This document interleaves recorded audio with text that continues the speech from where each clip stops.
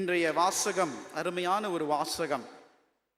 முதல் வாசகத்திலும் சரி, இன்றைக்கு நற்செய்தி வாசித்ததிலும் சரி, அற்புதமான ஒரு வாசகம். நான் சின்ன வயசில் இருக்கும் போது எங்கள் வீட்டில் அல்லது குடும்பம் ஜபம் அல்லது நம்மளுடைய ஆத்திசா சேர்ந்து ஜபிக்கும் போது இந்த பாடல் நம்ம பாடுவோம். பலன் கொடுப்பேன், நல்ல பலன் கொடுப்பேன், பண்பட்ட நிலம் போல் பலன் கொடுப்பேன், வலியோரமாய் நான் கற்பறையாய், முட்புதிராய் நான் நல்ல நிலமா. கேட்டிருக்கீங்க இந்த பாடல்? அருமையான பாடல். இறை வசனங்களை ஏந்தி பாடிய பாடல். இன்றைக்கு கடவுள் இயேசு கிறிஸ்து இப்படியாக தன்னுடைய இறை ஆட்சி பற்றி நமக்கு விளக்குகிறார். இந்த விதைப்பவர் ஒருவர் விதைக்க செல்கின்றார். இவர் எப்பேற்பட்ட விதைப்பவர் பாருங்க.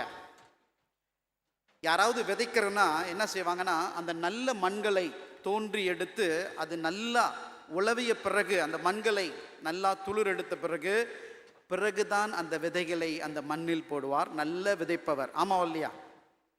யாரையாவது தூக்கி போடுவாங்களா விதைகளை இங்கேயும் அங்கேயும்? ஆனா இவர் சொல்ற இந்த ஓமையின் வழியாக நீங்க பார்க்கும் போது அவர் எல்லாவற்றிலும் இறைக்கிறார், எல்லா இடத்திலும் இறைக்கிறாருங்க. அதாவது அவர் சமமாக எல்லாத்தையும் பார்க்கிறார். நல்ல நிலமாக இருக்கிறவரையும் பார்க்கிறார், பாறைக்கல்லாக இருக்கிறவரையும் பார்க்கிறார், முச்செடிகள் பத்தியில் இருக்கிறவரும் பார்க்கிறார், வழியோரமாய் இருப்பவர்களும் பார்க்கிறார். யாருக்குமே அவர் வித்தியாசமாக போடவில்லை.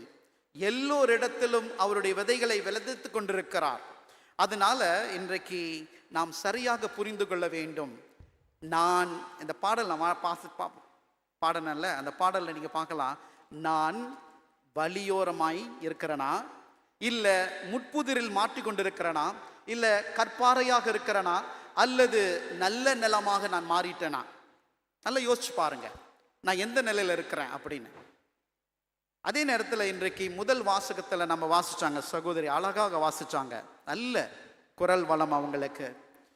கடவுள் தன்னுடைய மக்களை அடிமைத்தனத்திலிருந்து வெளியே கொண்டு வந்து மோசே இடத்துல இப்படியாக அவர்களை பட்டினி போடுகிறார். ஏன் தெரியுங்களா? மனுஷன் பட்டினினா அழுந்துருவான். என்ன பசிப்பா பசி. அவங்களுக்கு சாப்பாடு இல்லை, குடிக்கிற தண்ணி இல்லை. அந்த பாலைவனத்தில் கொண்டு வந்து போட்டுட்டாரு. அங்க எல்லாம் முணமுணத்தார்கள், அங்க எல்லாம் கதறினார்கள். அங்கேயே செத்து போயிருப்போம்பா, இங்க கூட்டிட்டு வந்து எங்களை அழிக்க வந்த. ஏன்? எங்களுக்கு நல்லா அங்க சாப்பாடு இருந்துச்சு, நாங்க நல்லா இறைச்சி சாப்பிட்டுக்கிட்டு இருந்தோம், நல்லா மாவு அப்பங்களை சாப்பிட்டுக்கிட்டு இருந்தோம், இங்க கொண்டு வந்து போட்டுட்டேன். கடவுள் சொன்னார், நானே அவர்களுடைய கடவுளாக இருப்பதற்காக அவர்களை நான் பட்டினி போட்டிருக்கிறேன். அவர்கள் இதன் வழியாக அவர்கள் தெரிந்து கொள்ள வேண்டும், நானே அவர்களை படைத்த கடவுள், இவர்கள் என்னுடைய மக்கள் என்று அவர்கள் தெரிந்து கொள்வதற்காக இதை நான் செய்தேன் என்று சொல்றார். பிறகு சொல்றார், மோசே மக்களை கூட்டு சொல்லு, காலையில பனி பெய்யும், காலையில பனி பெய்யும், இரவுல குயில் காடைகள் வரும், இதை மன்னா என்று அவர்கள் பெற்றுக்கொள்வார்கள், இது வானத்திலிருந்து இறங்கி வந்த உணவு என்று அவர்களுக்கு தெரியணும். கடவுள் உங்களுக்கு கொடுப்பாருங்க. அங்க காற்று இல்லை, அங்க மழை இல்லை, அங்க வசதி இல்லை, அங்க விளைச்சல் இல்லை. அந்த நேரத்திலும் நான் உங்களுக்கு சிறப்பாக உங்களுடைய வயிற்று பசியை போக்குவதற்கு நான் கடவுளா இருக்கிறேன் என்பதை வெளிப்படுத்த அன்றைக்கு மன்னாவை கடவுள் அங்கே கொடுத்தார் மோசே வழியாக. இன்னைக்கு பாருங்க, ஒவ்வொரு குடும்பமும் எப்படி நாம் கஷ்டப்பட்டு. எதுக்காக அங்க கஷ்டப்படுறோம் சொல்லுங்க பார்ப்போம்? அந்த அரை வயிற்று, அந்த அரைஞ்சான்னு வயிற்றுக்காக தான் கஷ்டப்படுறோம், எல்லாம் உழைக்கிறோம், எல்லாம் பாடுபடுறோம். இன்னைக்கு நம்மளுக்கு கொடுத்த மை கருத்து என்ன தெரியுங்களா? கடவுளை மையமாக வைத்து நாம் குடும்பங்களை கட்டி எழுப்ப அழைக்கப்படுகிறோம். நம்ம குடும்பங்களை எதில் கட்டணும், எதில் கட்டி எடுக்கணும் அப்படின்றதுக்காக கடவுள் நம்மளை அழைக்கிறாருங்க. இன்னைக்கு நிறைய பேர் நம்ம நினைச்சுக்கிட்டு இருக்கிறோம், இது என் குடும்பம், இது நான் உண்டாக்கிய குடும்பம் அப்படின்னு நினச்சிக்கிட்டு இருக்கிறோம். ஒரு சகோதரர் என்னை வந்து சாப்பிட கூட்டிகிட்டு போனார். ஒரு நாள் வந்து என்னை கூட்டிகிட்டு போனார். அவர் போயிட்டு இருக்கும்போது அவர் வேலை செய்கிற அந்த கம்பெனி இருந்துச்சு, அதை பாஸ் பண்ணி போனோம். அப்புறம் சொன்னார், ஃபாதர் இதான் என் கம்பெனினாரு. இதான் என் கம்பெனின்னாரு. இங்கே தான் நான் வேலை செய்கிறேன், இதான் என் கம்பெனின்னு சொன்னார். சில நேரத்தில் நம்ம ஒரு ஹோட்டலில் போய் தங்குவோம், ஒரு ரூமு ஒரு வாடகைக்கு எடுத்துருப்போம், ஒரு நாள் 2 நாள். இதான் என் ரூமுன்னு சொல்லுவோம், இதான் எங்கள் ரூமுன்னு சொல்லுவோம். ஒரு வீடு வாடகை எடுத்திருப்போம், ஒரு ஹோம் ஸ்டே, இதுதான் எங்களோட வீடு, இன்னைக்கு இதான் எங்கள் வீடு அப்படின்னு சொல்லுவோம். இன்னைக்கு கோயிலுக்கு வரோம், நம்ம பங்கு, இதான் எங்களுடைய கோயில், என் கோயிலுப்பா, என் கோயில். என்னமோ இவர் காசு போட்டு எல்லாத்தையும் கட்டி எடுத்த மாதிரி. அந்த கம்பெனி என்னமோ இவரோட மாதிரி, என் கம்பெனி ஃபாதர், என் ரூம்பு ஃபாதர், என்னுடைய கோவில் ஃபாதர். இப்படிலாம் நம்ம சொல்றோம் தெரியுங்களா? இந்த அடையாளத்தை பாருங்க. கொஞ்ச நேரம் தங்கிறதே அது உங்களுக்கு சொந்தமாக நீங்க நினைக்கிறீங்களா? அது போல தாங்க குடும்பமும். குடும்பம் என்பது உங்களுக்கு சில நேரங்களில் கொடுக்கப்பட்ட ஒரு என்ன சொல்ல, ஒரு ஐயம் சொல்லலாம். கடவுள் இந்த உலகத்தை படைத்த போது யாருங்க, ஹூ இஸ் த ஓனர், யாருங்க இந்த குடும்பத்துடைய நிர்வாகின்னு சொல்லலாம். நிர்வாகி, இந்த குடும்பத்தை நிர்வாகி யாரு, இந்த குடும்பத்தை படைத்தவர் யார் அப்படின்னு பார்த்தீங்கன்னா, ஆதி ஆகமத்தில் பார்க்கலாம். கடவுள் முதல் குடும்பத்தை படைத்தார், ஆதாமை படைத்தார், ஏவாளை படைத்தார். இருவரும் பருகி பெருகி நல்ல ஒரு குடும்பமாக வாழுங்க என்று சொல்லி ஆசி வழங்கினார். அப்படின்னா இந்த குடும்பத்தை படைத்தவர் யார்? இந்த குடும்பத்திற்கு சிஇஓ, ஒரு கம்பெனியில் சிஇஓன்னா யாரு? அவர் தான் முதலாளி இல்லையா, சிஇஓ ஆஃப் த கம்பெனி. அப்ப என்னுடைய குடும்பத்திற்கு சிஇஓ யாருங்க? என்னுடைய குடும்பத்திற்கு அதிபதி யார், பொறுப்பாளர் யார் அப்படின்னு நம்ம கொஞ்சம் சிந்தித்து பார்க்க நான் உங்களை அழைக்கின்றேன். எரேமியா தீர்க்கதரிசி 29வது அதிகாரம் 11வது வசனத்தில் இப்படியாக கடவுள் சொல்லுகிறார், நான் உனக்கு அழகான ஒரு திட்டம் வைத்திருக்கின்றேன். உன்னுடைய எதிர்காலத்தை குறித்து நான் அழகான திட்டம் வைத்திருக்கிறேன். இந்த திட்டம் உன்னுடைய எதிர்காலத்தை ஆசீர்வாதமான எதிர்காலமாக உனக்கு கொடுக்கும். அது எந்த ஒரு கெட்டதும் உங்களுக்கு கொடுக்காது என்று எரேமியா தீர்க்கதரிசி இடத்துல கடவுள் இப்படியாக சொல்லுகிறார். அதே எரேமியா 1வது அதிகாரம் 4வது வசனத்தில் நீங்க பார்த்தீங்க சொன்னா என்ன சொல்றாரு? உன் தாயின் கருவிலே நான் உன்னை தேர்ந்தெடுத்தேன், நீர் எனக்கு இறைவாக்கினராக இருக்க வேண்டும் என்று நான் உன்னை அழைத்தேன். பாருங்க, கடவுள் உரிமையாளராக இருக்கிறார். இப்படின்றது கட்டை எடுத்துடுறாரு. உங்களை எனக்கு வேணும்னா நீ எனக்கு வேணும், இந்த குடும்பம் எனக்கு வேணும்னா இந்த குடும்பம் எனக்கு வேணும். பாருங்க, அதுதாங்க நம்ம புரிந்து கொள்ள வேண்டிய ஒரு ஐயம் இன்றைக்கு. இந்த கடவுளை மையமாக வைத்து கட்டி எழுப்ப வேண்டும் என்றால் நீ யார், நான் யார் என்று நாம் புரிந்து கொள்ள வேண்டும். இன்னைக்கு யாராவது நம்ம இந்த குடும்பம் தான் எனக்கு வேணும் அப்படி சொல்லி யாராவது பிறந்திருக்கிறீங்களா? யாராவது இருந்தா கை தூக்குங்க. இந்த குடும்பத்துல தான் நான் பிறக்கணும் அப்படின்னு நான் ஒத்த காலில் நின்று அதான் இந்த குடும்பத்தில் பிறந்தேன் அப்படின்னு இருக்கிறீங்களா? சொல்லுங்க பார்ப்போம். நீங்க நேர்மிக்க முடியுமா? நீங்கள் தேர்ந்தெடுக்க முடியுமா இந்த குடும்பத்தை? கடவுள் தேர்ந்தெடுத்திருக்கிறார். ஹல்லேலூயா. அப்ப கடவுள் தேர்ந்தெடுத்து இந்த தகப்பனுக்கு இந்த தாய்க்கு நான் உன்னை அனுப்புகிறேன் என்று அனுப்பிய ஆண்டவர் என்னுடைய உரிமையாளராக இருக்கிறார். He is my CEO. அவர் தான் இந்த கம்பெனிக்கு முதலாளி, என்னுடைய குடும்பத்திற்கு முதலாளி அவர் தான். விளங்குதுங்களா? ஸோ நம்ம முதலாளி கிடையாது, நம்ம உரிமையாளர் கிடையாது, கடவுளே உரிமையாளராக இருக்கிறார். நான் ஒரு வருஷங்க ஃபாதர் பெர்னட் பால் தெரியுங்களா? ஃபாதர் பெர்னட் பால் இப்போ பிஷப்பாக இருக்கிறாரு. அவர் சிலிபின் சர்ச்சில் அவர் பங்காற்றி கொண்டு இருக்கும் போது நான் ஒரு வருஷம் அவர் கூட பாஸ்டரல் பிரதராக இருந்து பாஸ்டரல் செஞ்சுருக்கேன்.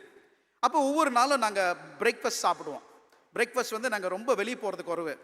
அவருக்காக பிரெட்டு எல்லாத்தையும் எடுத்து வச்சு நாங்கள் ஒரு 45 நிமிஷத்துலேருந்து ஒரு 1.5 மணி நேரம் பிரேக்ஃபாஸ்ட் சாப்பிடுவோங்க. அவ்வளோ பேசுவோம் நானும் அவரும்.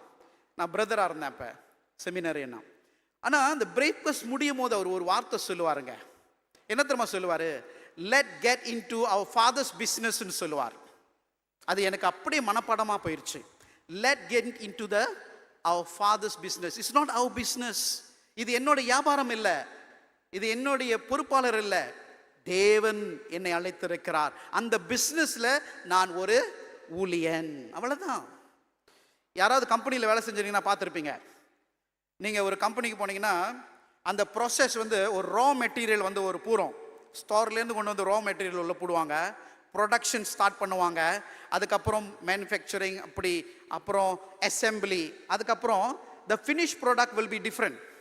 கடைசியாக வெளியாகும் தெரியுங்களா அந்த ப்ராடக்ட். அந்த கம்பெனியில் நீங்கள் எந்த கம்பெனியில் வேலை செஞ்சாலும் சரி, வரது உள்ளுக்கு வேற, அந்த கம்பெனிலேருந்து வெளியாகிறது வேற. ஆமா இல்லையா? அதே போல தாங்க உங்களுடைய குடும்பம் ஒரு கம்பெனி போல இருக்கிறது. கடவுள் இதை விதைக்கிறார், அவருடைய வார்த்தையை விதைக்கிறார் உங்களுடைய உள்ளத்துல, உங்களுக்குள்ள வருகிறார். எந்த குடும்பம் கடவுளை மையமாக பட்டிருக்கிறதோ, கடவுளை தன்னுடைய உரிமையாளராக என்று யார் ஏற்றுக்கொள்கிறார்களோ, அவருக்கு வேண்டிய பிளான் அவர் போட்டிருக்கிறார். பிளான் அவர் என்ன மாதிரி ப்ராடக்ட் உங்கள் இடத்துல இருந்து வெளியாக்கணும்னு அவருக்கு தெரியும். அவர் கண்டிப்பாக அதை சிறப்பாக செய்து முடிப்பார். கொலோசியருக்கு அத்தியாயம் 3வது அதிகாரம் 23வது வசனம் 24வது வசனம் நீங்க வாசிச்சு பார்த்தீங்கன்னா என்ன தெரியுமா சொல்லுது? நீ இந்த உலகத்துல எதை செய்தாலும், நீங்கள் இந்த உலகத்துல எதை செய்தாலும் அது என் கடவுளாகிய தேவன் ஆண்டவருக்கே செய்யும்படியாய் நினைத்து செய்யுங்கள். புரியுதுங்களா? நீங்க என்ன வேலை செய்யலாம், ஒரு தாயா இருக்கலாம், ஒரு தந்தையா இருக்கலாம், ஒரு அண்ணனா இருக்கலாம், ஒரு தங்கையா இருக்கலாம், ஒரு டீச்சரா இருக்கலாம், ஒரு வாக்கறிஞராக இருக்கலாம், இல்லை ஒரு குருவானவராக இருக்கலாம். எதை செய்தாலும் அது என் தந்தையான கடவுளுக்கே செய்யும்படியாய் நினைத்து செய்யுங்கள். இப்படி தாங்க ஒருத்தர், நான் கதை சொல்லிக்கிட்டே போனால் மணி ஆயிரும். இப்படி தான் ஒருத்தர் இன்ஜினியர் வேலை செஞ்சுட்டு கடைசியில் ரிட்டையர்ட் ஆக போகிறார். அந்த இன்ஜினியர் ரொம்ப நாள் அந்த கம்பெனியில் வேலை செஞ்சுட்டு நிறைய பில்டிங்லாம் கட்டியிருக்கிறாரு. அப்போ அவருக்கு ரிட்டையர்மெண்ட் வருது. அப்போ அந்த பாஸ் கூப்பிட்டு சொல்கிறாரு, ஐயா நீ ரிட்டையர் பண்ணுறதுக்கு முன்னே இன்னும் ஒரு ப்ராஜெக்ட் முடிச்சுட்டு கொடுத்துட்டு போயிரு அப்படின்னு சொல்லி ஒரு 3 மாடி பங்களோ லாட் கட்டணும். அழகாக ஒரு 3 மாடி பங்களோ லாட் கட்டணும், நீ இந்த ப்ராஜெக்டை முடிச்சு கொடுத்துட்டு போயிரு அப்படின்னு சொல்லி அவர்கிட்ட அந்த ப்ராஜெக்டை ஒப்புட்டு கிடைக்கிறார். இவர் சரி இது கடைசி ப்ராஜெக்டாக செஞ்சுட்டு அப்போ நம்ம ரிட்டையர்ட் ஆயிடலாம் அப்படின்னு சொல்லிட்டு இந்த கடைசி ப்ராஜெக்ட் செஞ்சுக்கிட்டு இருக்கிறார். செய்யும் போது அவருக்கு ஒரு ஐடியா வருது, இதுதான் கடைசி ப்ராஜெக்ட், இதில் எவ்வளோ அடிக்க முடியுமோ அவ்வளோ அடிக்கணும். அதுக்கப்புறம் ப்ராஜெக்ட் இல்லை, எனக்கு ஏதோ கடவுள் எனக்கு பார்த்து கொடுத்துருக்கிற ஒரு ப்ராஜெக்ட், இதில் எப்படியாவது அடிச்சிடலாம்.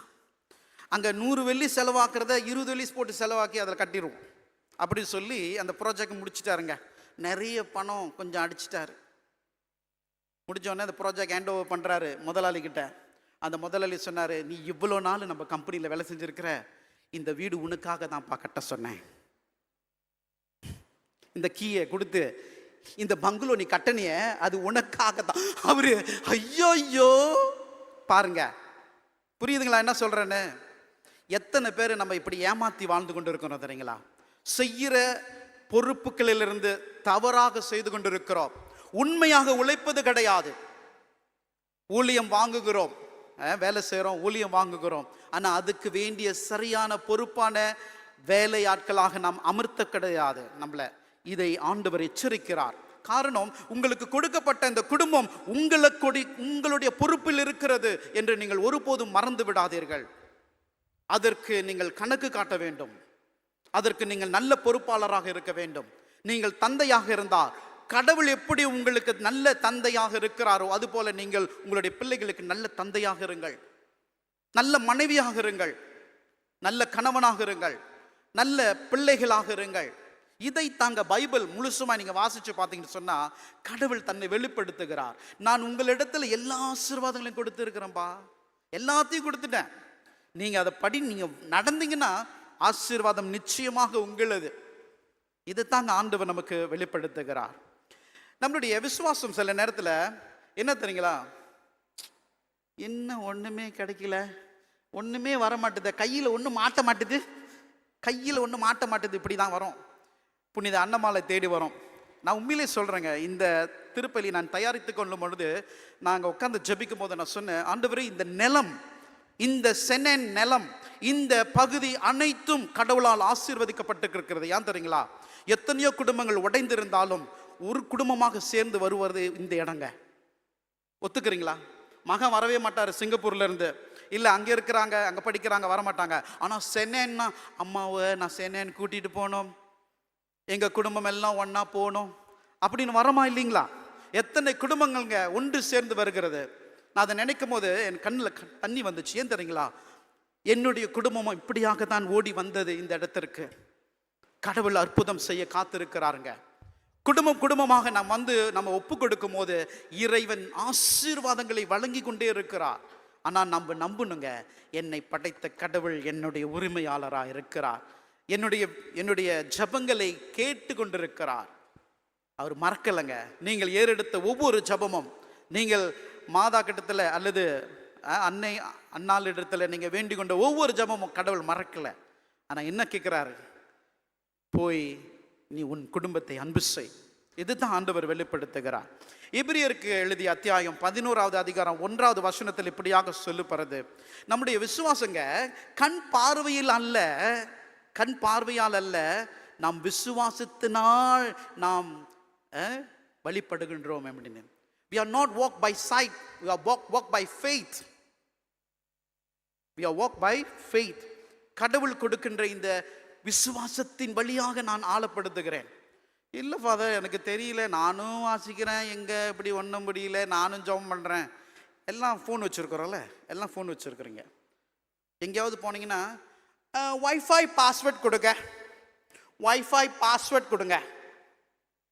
வைஃபை பாஸ்வேர்ட், வைஃபை தெரியுமா தெரியாதா? தமிழ் என்னன்னு தெரியல எனக்கு, தமிழில் தெரியல, வைஃபை தான் தெரியும். வைஃபை பாஸ்வேர்டு கிடச்சிச்சின்னா உடனே போயிடுவாங்க. வைஃபை போட்டு அந்த பாஸ்வேர்டு டக் டக் டக் டக் டக்னு போட்டாங்கன்னா ஐ கனெக்டட். எங்கேயாவது வைஃபை கண்ணுக்கு தெரியுதா? யாருக்காவது கண்ணுக்கு தெரியுதாங்க வைஃபை? வைஃபை இதோ பேர் இப்படி வருது பிடிச்சிக்க, இதோ பேர் அங்கங்கே வருது பிடிச்சிக்க சொல்கிறோமா? இல்லை. அதுதாங்க ஃபெய்த். நம்முடைய faith we have to be connected. நீங்கள் அந்த பாஸ்வேர்டை கரெக்டாக போட்டு பாருங்க, you will be connected. அந்த பாஸ்வேர்டு என்ன தெரியுங்களா? விசுவாசம். ஆண்டவர் மீது நான் விசுவாசம் வைத்திருக்கிறேன். என் குடும்பத்தை அவர் காப்பார், அவர் பாதுகாப்பார், அவர் வளர்ப்பார், அவர் பேணி காப்பார், ஒவ்வொரு நாளும் எங்களை வழி நடத்துவார் என்று ஒப்பு கொடுத்து ஜெபிக்கின்ற அந்த விசுவாசமே நல்ல பாஸ்வேர்டுங்க. அந்த விசுவாசத்தை நீங்கள் ஆழமாக காட்டி பாருங்க. அது கனெக்ட் பண்ணிருச்சு வச்சுங்களேன், உங்களை கடவுளிடத்திலிருந்து யாரும் பிரிக்க முடியாது. ஹல்லேலூயா. கண்ணுக்கு புலப்படாத கடவுளை நாம் காண்கின்றோம். அவர் நம் மத்தியிலே ஆளுகை செய்து கொண்டிருக்கிறார். கண்டிப்பாகங்க நம்ம அனைவரும் நம்ம விசுவாசத்தில் நடக்கணும். விசுவாசத்தில் நடந்துமானால் கண்டிப்பாக ஆண்டவர் எல்லாவற்றையும் தவறுகள் அல்லது நம்மளுடைய சேலஞ்சஸ், சவால்களை எடுத்து போடக்கூடியவராக இருக்கிறார். இன்னைக்கு முதல் வாசகத்தில் நீங்க வாசிக்கிறீங்க பாருங்க, மோசே சொல்றார், தைரியமா இருங்க, ஆண்டவர் உங்களுக்கு கொடுப்பார்.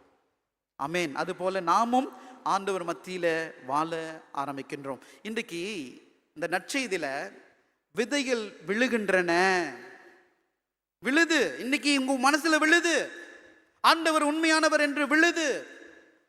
அன்றைக்கு பாலைவனத்துல கடவுள் கொடுத்த அதே உடன்படிக்கை நமக்கு இன்னும் ஆண்டவர் செய்து கொண்டிருக்கிறார். ஒவ்வொரு திருப்பலிக்கு நாம் வரும்போதெல்லாம் ஆண்டவராக இயேசு கிறிஸ்து உங்களுக்காக தன் உடலை கொடுக்கிறாருங்க. எப்பேற்பட்ட உண்மை தெரியுங்களா? இது எப்பேற்பட்ட உண்மை. ஆண்டவர் சொல்றார், நானே வானிலிருந்து இறங்கி வந்த உணவு, இதை யாராவது உண்டால் அவன் என்றுமே வாழ்வான், அவனுக்கு அழிவு கிடையாது, இறந்தாலும் என்னோடு வாழ்வான்பா அப்படின்றாரு. எத்தனை பேருங்க நம்ம உண்மையிலே விசுவாசிக்கிறோமா? இவர் தான் உண்மையான ஆண்டவர், இவர் தான் இங்க வரார், இவர் தான் என்னை ஆளுகை செய்கிறார், இவர் தான் என்னை வழி நடத்துவார், இவர் தான் எனக்கு உயிர் கொடுத்திருக்கிறார், இவர் தான் உயிர் பிச்சை போட்டிருக்கிறார், இவர் தான் என்னை விடுதலை செய்யக்கூடிய தேவன் என்று எத்தனை பேருங்க உணர்றோம்? உங்களுடைய சீக்கா, உங்களுடைய மன கஷ்டமா, பண கஷ்டமா, வேதனையா, துன்பமா, துயரமா, எதுதான் நம்மளை பிரிக்க முடியும்? இவர் அப்பேற்பட்ட அன்பானவர். அந்த அன்பை நமக்கு கொடுக்க வந்த தேவன்க. நானே வருகிறேன், நானே உங்கள் உள்ளத்துல வருகிறேன். ஒருத்தருங்க நம்ம கத்தோலிக்க திருச்சபையில் இருந்தவர் பிறர் சபைக்கு போயிட்டார். என்ன சபைன்னு தெரியல. ஒரு நாள் அவரை சந்திச்சங்க. அவர் சந்திச்ச போது அவர் என்கிட்ட சொன்னார், என்ன தெரியுமா சொன்னார்? ஃபாதர், நான் உங்ககிட்ட சொல்றேன், வெக்கத்தை விட்டு சொல்றேன் ஃபாதர். நம்ம திருச்சபை இருக்குல்ல, கத்தோலிக்க திருச்சபை, அங்க இருக்கும் போது ஃபாதர் நான் கடவுளை உணர்ந்தேன். ஆனா இப்ப எங்களுடைய திருச்சபைக்கு நான் போறோம், அங்க திருச்சபைக்கு போறாங்க, ஆனா அங்க பலிப்பீடம் கிடையாது ஃபாதர், பலிப்பீடம் இல்லை. அங்க மேடை இருக்கிறது, அந்த மேடை மேல என்ன தெரியுமா இருக்கிறது? ட்ரம்ஸ் இருக்கிறது, கிட்டார் வச்சிருக்கிறாங்க, மைக்கு வச்சிருக்கிறாங்க, ஒரு மேடை போட்டு பேசுறாங்க. ஆனா பலியிடுவதற்கு அந்த பலிப்பீடம் இல்லை ஃபாதர் அப்படின்னு சொன்னாருங்க. என் அன்பார்ந்தவர்களே, அது பெரிய உண்மைங்க, பெரிய உண்மை. பழைய ஏற்பாட்டில் எங்கெல்லாம் அந்த கடவுளுடைய பிள்ளைகள் போனார்களோ அங்கே பலிப்பீடத்தை தான் எழுப்பினார்கள், அங்கே பலி கடவுளுக்கு செலுத்தினார்கள். அந்த பலிப்பீடத்திலிருந்து கடவுளை பெற்றுக்கொண்டார்கள், கடவுளுடைய ஆசீர்வாதத்தை பெற்றுக்கொண்டார்கள். அதே போல தாங்க நம்முடைய திரு அவையில நம் பலிப்பீடம் நடுவில் வைத்திருக்கிறோம்.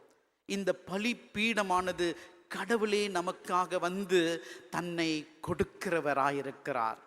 அன்னைக்கு மன்னாவை அனுப்பினார், பனியிலும் காடையிலும் இப்படி மன்னாவை அனுப்பின ஆண்டவர் தன்னுடைய ஒரே மகனை அனுப்பி உங்களுடைய பாவங்களுக்காகவும் என்னுடைய பாவங்களுக்காகவும் அக்கிரமமாக என்னுடைய மகனையே பலியாக உனக்கு நான் கொடுக்கிறேன். இனி உனக்கு ஆடுகள் தேவையில்லை, புறாக்கள் தேவையில்லை, மாட்டு கன்றுகள் தேவையில்லை, நானே பலியாக வருகிறேன் என்று சொன்ன ஆண்டவருங்க. அவர் கொடுக்கிறார் அந்த நல்ல உணவு. இதுதாங்க அந்த பீடம். அதுபோல நம்மளுடைய குடும்பத்தில் பாருங்க, குடும்பத்தில் ஒரு வீடு நம்ம கட்டணும் சொன்னா, ஒரு வீட்டுக்கு போறோம்னு சொன்னா முதல்ல பீடம் வைப்போம். நம்ம வீட்டில் பீடம் வச்சிருக்கோமா இல்லையா? அந்த காலத்துலங்க நான் எஸ்டேட்டுக்கு போகும்போதெல்லாம் வீடு சின்னதாக இருக்கும், பீடம் பார்த்தீங்கன்னா பாதி ஹாலை மறைச்சிரும். அந்த சிறுவம் வச்சுருப்பாங்க, இந்த சிறுவம் வச்சுருப்பாங்க, அவ்வளோ பெரிய படம் வச்சுருப்பாங்க, இதெல்லாம் வச்சுருப்பாங்க. இன்றைக்கி பெரிய பெரிய பங்களா வாங்கிக்கிறாங்க. பீடம் எங்கன்னு கேட்டிங்கன்னா படிக்கு மேலே போகிறாங்க பார்த்தீங்களா, கீழுக்கு சின்னோண்டா வச்சுருப்பாங்க, ஒரு சின்னோண்டு பலகை அடித்து ஒரே ஒரு சிலுவை போட்டு, இதுதான் பீடம் ஃபாதர் எங்களுக்கு. என் அன்பார்ந்தவர்களே, எச்சரிக்கை, இதுதான் கடவுள். கடவுள் உங்களோடு வழி நடத்தி கொண்டு வருகிறார். பீடங்களை எழுப்புவோம் கடவுளுக்கு. நீங்கள் பாருங்கள், எங்களுடைய குடும்பத்தில் சரி, நம்மளுடைய வீட்டில் சரி, ஏதாவது ஒரு ஆபத்து ஏதாவது ஒரு வந்துச்சுன்னா என்ன பண்ணுவோங்க? ஓடு போங்க பீடத்திற்கு. நம்ம ஓடி போய் பீடத்தில் இருக்கின்ற அந்த அந்த தண்ணீர் ஹோலி வாட்டர் எடுப்போம், இல்லாட்டி அங்கே இருக்கின்ற வச்சிருக்கின்ற சிறுவத்தை பிடிப்போம், இல்லை ஜவுமாலையை பிடிப்போம், இல்லை அந்த க்ராஸை பிடிப்போம். ஏன் தெரியுங்களா? அதுதாங்க புனிதமான இடம். நம்மளுடைய வீட்டில் ஒரு இடத்துல நம்ம வைத்திருக்கிறது. குடும்பங்கள் இப்படியாக கட்டி எழுப்ப வேண்டுங்க, பீடங்கள் எழுப்ப வேண்டும் நம்ம வீட்டில். அங்கே கடவுளுக்கு ஒரு அரியணை கொடுக்க வேண்டும். அதுபோல பீடமாய் மட்டும் இல்லைங்க, நம்ம உள்ளத்திலும் கடவுளுடைய பீடத்தை நாம் எழுப்பணும். ஆண்டவரே என் உள்ளத்தில் வாங்க தங்குங்க அப்படின்னு சொல்லி நாம் எழுப்பணும். ஒவ்வொரு தந்தைகளும் நீங்கள் கஷ்டப்படுறீங்க, வேதனைப்படுறீங்க, தெரியும், நிறைய போராட்டங்கள் மத்தியில் நம்ம வாழ்ந்து கொண்டு இருக்கிறோம். சகோதரி ஜெபம் எழுப்புங்கள். தந்தையே, நீர் அப்படி இருந்து இரக்கமாக இருப்பது போல் நானும் நல்ல ஒரு தந்தையாக இருக்க நான் வேண்டுகிறேன். தாய் வேண்டுங்க. மரியாள் எப்படி கஷ்டப்பட்டு தன்னுடைய உடலிலும் உள்ளத்திலும் வேதனைப்பட்டு இந்த மகிமையை கொண்டு வந்தாங்களோ, அதுபோல ஒவ்வொரு தாய்மார்களும் வேண்டில் எழுப்புங்கள். மாதாவை எப்படி நீங்கள் தந்தை நீங்கள் தாங்கி இவ்வளோ கஷ்டத்துலையும் உங்களுடைய மகனை எழுப்பி கொண்டு வந்தீங்களே, இந்த உலகத்துக்கு நீங்கள் கொண்டு வந்தீங்களே, அதுபோல் என் பிள்ளைங்களையும் கொண்டு வரணும் மாதாவே அப்படின்னு சொல்லி உங்களுடைய ஜபங்களை எழுப்புங்க. கண்டிப்பாங்கங்க, நாம் ஏறெடுக்கிற ஜபம் தான் கடவுள் கேட்டுக்கொண்டிருக்கிறார். உங்கள் உள்ளத்தில் இருக்கின்ற ஆசை எல்லாவற்றுக்கும் ஆண்டவர் இன்றைக்கு ஆசீர்வாதம் கொடுக்க விரும்புகிறார். ஆனால் முதலில் நாம் புரிந்து கொள்ளணும். நான் முதல்ல சொன்னல, நீங்கள் ஜஸ்ட் பாஸ் பை, நீங்கள் வருவீங்க, வேலை செய்கிறீங்க, நீங்கள் போயிடுவீங்க. கடவுளே நம் குடும்பங்களுக்கு உரிமையாளராக இருக்கிறார். அந்த உரிமையாளர் கடவுள். அந்த கடவுளுக்கு உகந்த குடும்பமாக மாற ஒவ்வொரு குடும்பத்தையும் நாம் ஏறெடுத்து ஜெபிக்க வேண்டும்.